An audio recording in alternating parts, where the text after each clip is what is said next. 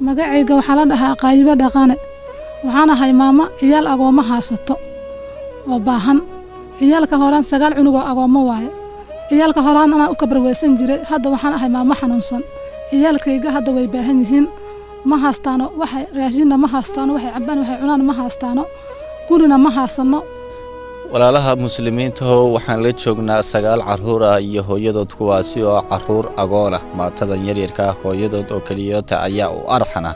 isla markaasna waxay u raadin jirtay quutul daruurigi hooyadan idin muuqata oo ay xanuunsan tahay sidoo kaleeto taaglaan aawadeed suuqii waxba way ka soo saaran weyday 9kan agoonta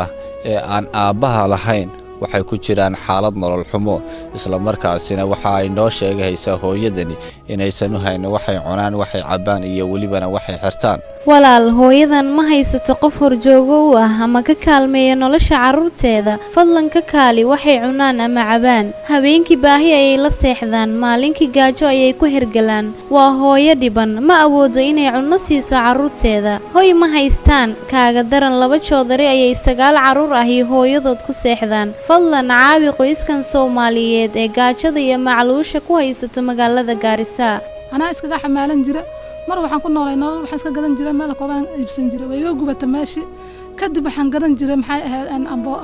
baan gadan jiray meeshi amboogad hadda way iga kala kacday waana iga baahan yihiin ciyaalka dadka muslimiinta Soomaaliyeed baan u caban hayaa muslimiinta inay ii soo gargaaraan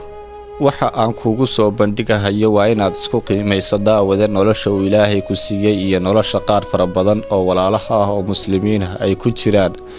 qoyskan 9 caruurta ee agoonta ka kooban iyo hooyadood waxa ay ku jiraan gurigan 40 mitir ah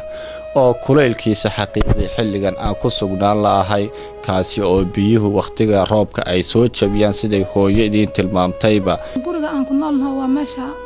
baatiga caashka wadad walaaladayda muslimiin ugu sadaqaysteen hadda mar walba liidii karo ka bax biyaba mar walba noogu soo galaan oo aragteen meelaha wada madow biyaha meesha ka baxeen waa tribka hore meesha san iska noolnahay inay ciyaalkii waqtiga roob ma laha taa habeenada markay biyaha noogu soo galaan dadka guriga muslimiinta iska aadna oo maxay dadka ay ka hurdayeen albaabada u istaagnaa waxa ay dhar ka dhigtaan waxa ku sugan sanduuqan gudihiisa noloshooda idil waxay ku kooban tahay inta yar ee maacuunta